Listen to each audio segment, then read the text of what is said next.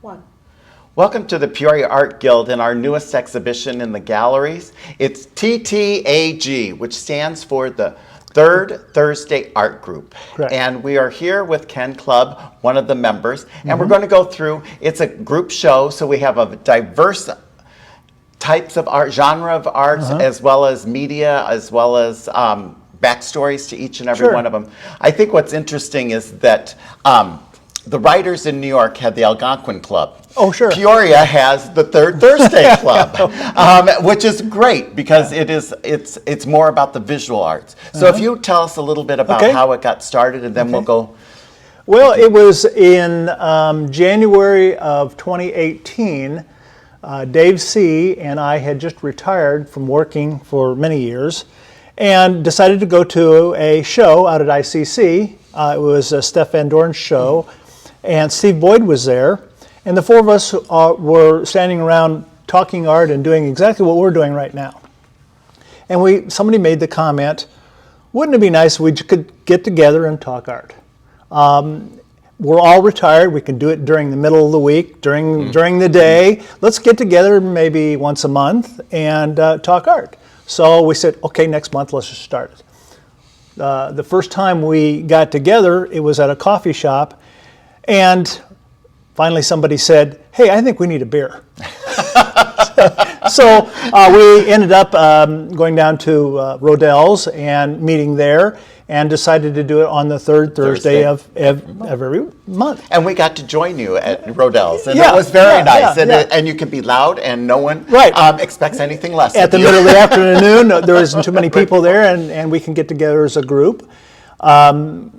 We just started with the four of us, and then somebody invited somebody else, and eventually we got to a point where there was about 12 of us, and we made the comment that we found ourselves going into little cliques. 6 of us would talk here, 6 of us would talk there, and we wanted to be able to enjoy what everybody had to say at once. And so we said, we gotta limit it. So we just decided to cut it off at 12, and that's where it's been ever since. Other than the fact that Steph Van Doren has moved on, and so just most recently too. Most recently, just say, like as in last week. But one of the first artists is Steve Boyd. Steve Boyd, and here we have 2 of his, and his major discipline for expressing himself is drawing, which as a drawing major at the University of Iowa, I am so thrilled that someone will actually consider drawing an art form rather than like a preparatory sketch. You know, this is the end product, is a drawing. And we've got these 2 that are, I think, very interesting. This woman just makes you smile no matter what. Yes. Well, Steve is a painter also. However, he really likes to express himself in drawing, and has found that his niche. The one nice thing about the 12 people in our group is we're all diversified. We all kind of have our own medium that we like to work in, and so it isn't a lot of heavy competition amongst each other. However, it's nice to be able to talk about those disciplines. Yes. Well, and I think we see these are very realistic, somewhat, and we have a lot of referential backstories to them and why they did it and why they did it. But then we have Steph Van Doren, who actually uses photography as her way of sketching things out. But then she abstracts it, and she goes a lot of times from nature. And we have here Ghost Bones, which actually was a piece that was in an exhibition we had here many years ago. And she is an oil painter and has done a lot, but she has moved on. And she kind of was the leader for a while. Well, Steph was kind of at least the most opinionated. Somewhat, when we got together at a group meeting, she was kind of led the pack and started the conversation and initiated a lot of things. And then she was also our main communication officer. You know, we'd send emails out to the group, and she would always take the lead and take charge. And so we're really going to miss Well, and I her. think she was an educator. She taught at ICC. She got a graduate degree at Bradley. So she always... Curiosity was just in her blood. You know, it really was. Here we have another artist, Dave C. And he is a very realistic painter. Right. And all of his work are mostly, I think, more are landscapes than they are figurative. But these two pieces in particular, and I love the natural color here and how abstract that is. Steph took that same blue, that crystal blue that we love to see on a lake, and made it the sky. Yeah. And it works so well. Yeah. Dave pays a lot of Wisconsin paintings. He has a cabin up in the Wisconsin area, and he takes a lot of reference shots up there, and then a lot of local central Illinois landscapes, farm scenes, agricultural scenes, skies, clouds.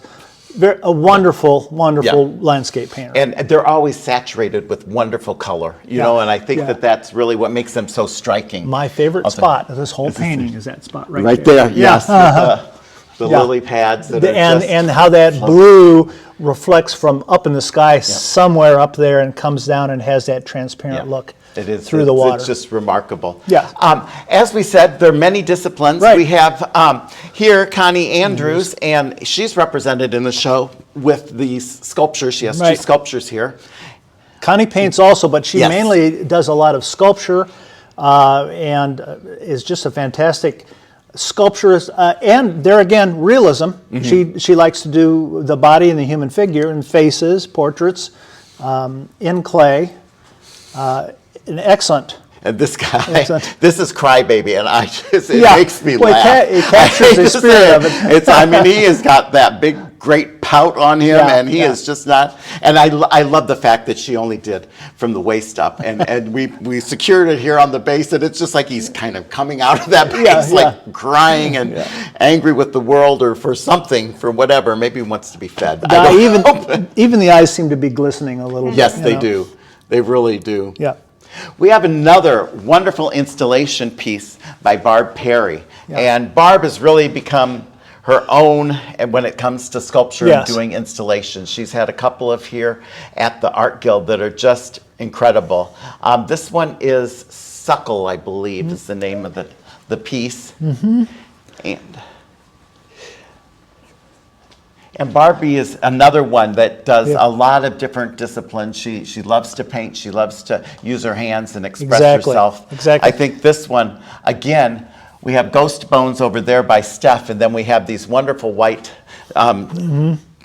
branches that she's paid, and then all the different materials that are involved in it. You know, and I love the fact that when she draped these, and before she even had it finished, it was in the gallery, and it was like we were caught in the middle of a rain with all these little these beads that are just falling so gracefully to the sky. And then she created these intentional little splatters of plaster. Right. And each one has its place. She came in and she put them all around, and I think that it's just so wonderfully expressive and wonderfully graceful. And we put it here, and it, I think, really complements another painter that focuses mostly on still lifes and a lot of natural things. I will interrupt and tell you one thing. Doug and Eileen Loiney came in, and Eileen took some photos of this in different moods with a black background and actually changed the piece, the look of the piece. The dynamics of it, yes. The dynamics,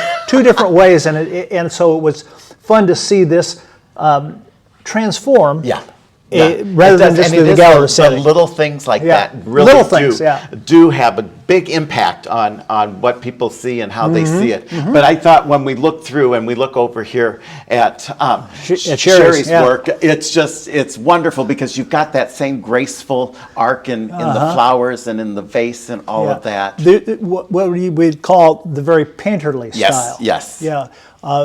Very old tradition, but she executes it great. I know she likes to play around with some abstract forms and painterly abstract backgrounds too, but mostly she is involved with still life paintings and does some outdoor she has done plein air paintings and they're very successful. I love though how this one is much looser, muted, and like you were saying, abstracted. This one, the petals are more formed and we see that it's a little tighter, right?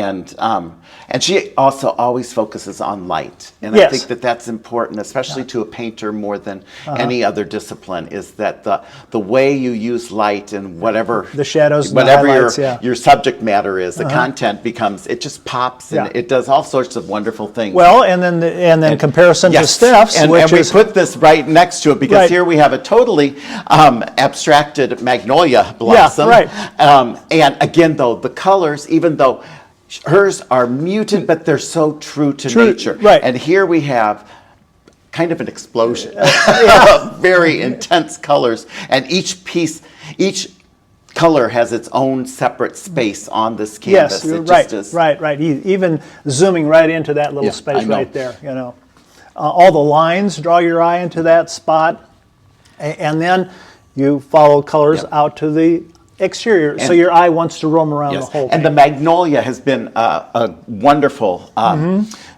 source of subject matter for her. She has down on Washington Street on one of the buildings, she has a 5-foot, 6-foot by 6-foot replica of one of her paintings that just makes me smile every time I go by. It really does. Here we have one of our own guild artists.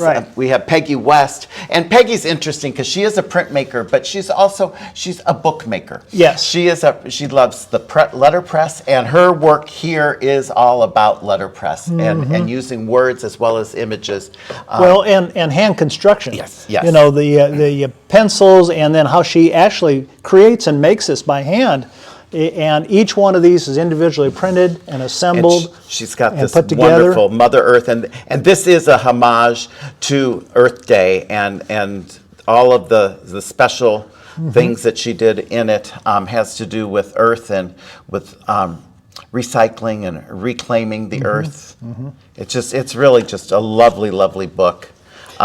That she's done. She does also teach at Bradley and has been doing book arts for them as well as teaching some drawing. So there's a great variety of career backgrounds and experiences that artists have that's what we also found in this group is everybody has there are working artists as well as diversified backgrounds that they bring into the group too. And one of the most diversified people. Bob. Talk about a total change in the style of art. He is a fantastic painter, very true to detail, but his subject matter is so creative. Yes.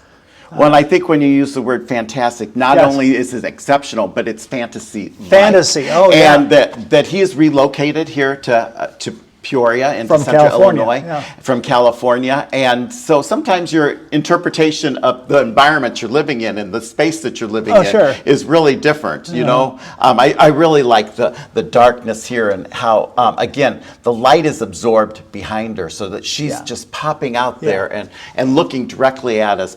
Actually, all of his characters, I think, for the most part, try to look directly at you like they've got to grab your gaze and you're just going to... And you think, what is going through their minds or what's happening in this scene? And Bob, that was one of the first things we said when he came to the group.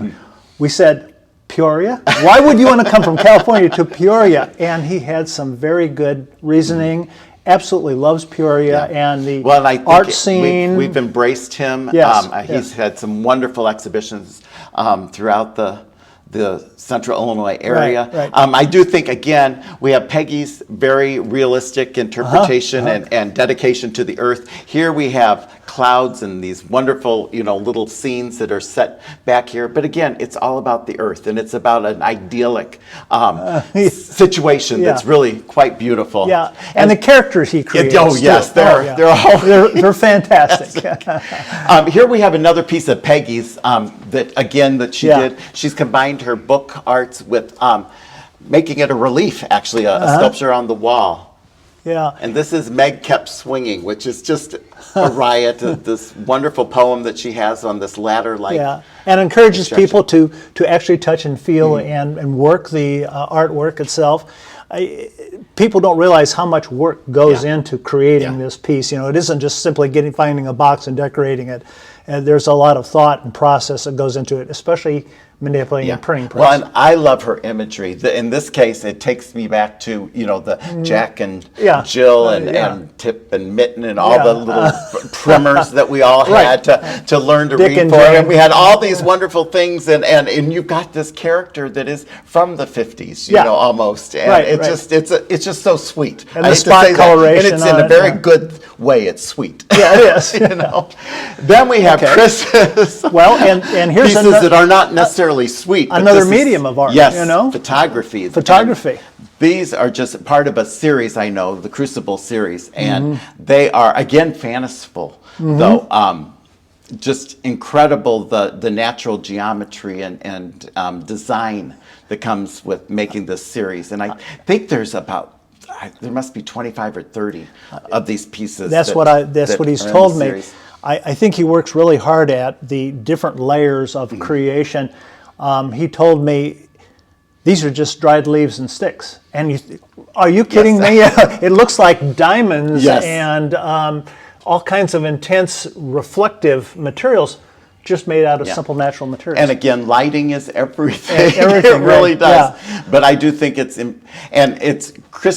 Christopher Gauthier, and if you go to his website, he has the whole series of the Crucible series on there, and they're just incredible. They're so intense and so just curious. Yeah. They really are. Yeah. Well, you want to go over here first and then finish up with me? Yeah. However you want to do it. We can do that. Here we have another one of a sweet little thing on only when he's sleeping. He looks like an angel, I guess. We wouldn't be the same person, would it? And again, this is ceramics that she's polychromed, she's painted, and it really is just so sweet. So sweet. She also did say this could be hanging on the wall too, but I don't know. I'd like to come upon it when it's flat like that, like he really was in bed and sleeping as tucked in the corner of your room somewhere. Yeah, that's very nice. And the different textures, the smoothness of the face, the texture of the hair and the cloth. Good contrasts. Well, I think the thing is, it's very realistic, but you see the artist's touch. Yeah. And that's really so important, so very important. Shall we come over here? We'll do yours, and then we'll go, I guess, that way. So these are two of my watercolor paintings. This is actually my wife.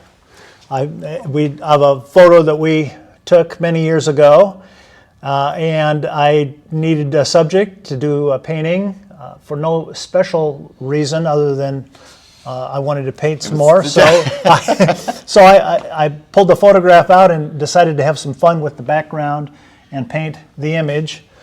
This one here is my youngest son, and a while ago I thought to myself, rather than just do portraits of people like this one where you would have a portrait of somebody, why not do a portrait of someone as their favorite fictional character? Being a fictional character, whether in a book or stories or whatever, you don't really know what they look like, so my son could be that character. And so we picked Hermes, the messenger of the gods, and I did some research on what Hermes typically wore as a hat, winged hat, and this was his staff, and then he always carried a messenger bag. And we did a little photo shoot, and I picked the best image and went ahead and did a watercolor painting. And then wanted to tear it in a different form. Yes, well, I love that. The shaped, as opposed to a shaped canvas, it's a shaped watercolor paper. And you work almost exclusively in watercolor. Yes, I do. Almost exclusively. I don't do any oil. And what is it? Is it that immediacy when you lay that brush and it just absorbs? And it is. I was trained as a watercolor painter. I went to Western Illinois University and got my MA in watercolor under Bruce Bobick. And I always worked in watercolor, and when I was a professional illustrator, I could work quickly in watercolor. I didn't have to wait a week for the image especially before to be done before turning oil. It's like, easily will it ever dry? Will it ever dry for us? And then I have a better feel for it and control for it, and it's easier for me to work in. Yeah. So we have two more works over here. We have another one of David's pieces, and this is just the sweetest little scene to me. A very familiar scene. You know, Sure. we've got somebody appears to be a grandfather Grandpa, teaching his yeah. his grandchildren to fish, and it's called patience. And there's so many interpretations of patience when you're teaching young people absolutely. to do something, or that's when you're slow fishing, moving, or when you're fishing, and again, just like with his other one, the lilies here and the intense color and the sheen with the reflection coming up, it's just amazing. And he is so patient also as a painter to literally paint every leaf and every twig. You're and right. Literally every just, leaf and blade of grass even back here. Well, and I was even looking at the little rivets in the boat there, that were highlighted. Yeah, Dave has a lot of patience even in his painting, and yet he turns out an incredible amount of work. I've known Dave since 6th grade. Oh, well, there you go. That is we met in 6th grade. That's a very long time. And we worked together for 12 years at the Thomas S. Kleiss Company that we used to here in town. Yes. So we know each other and have been friends for many years. Isn't it true he's never exhibited before? I don't think he's ever had a personal show. Yeah, we got to get him out of his comfort zone. Take a risk. I have spent so much time looking at that painting and the details and the realistic effects. It's just amazing. Shannon, you should see a lot of his landscapes are wonderful. They're this size, and they take you right. You're right there. Yeah. You're standing in I that would spot. love to have a solo show with him. He's something. And then the last piece that we have is Marie by Reed Hansen. Reed is a member that kind of joined as somebody asked him to come by. Reed is not a professional artist. He is a retired surgeon. Yes. But he is throwing himself into learning and teaching himself how to paint. And he's kind of picked up the watercolor aspect of it. This is a progression that has come quite a ways in the time I've known him, from sketching and starting out to accomplishing this amount of painting. I've seen some of his drawings, and they're he quite has nice come too. a long way. And he really wants to go further and push himself. He's constantly trying new things and painting scenes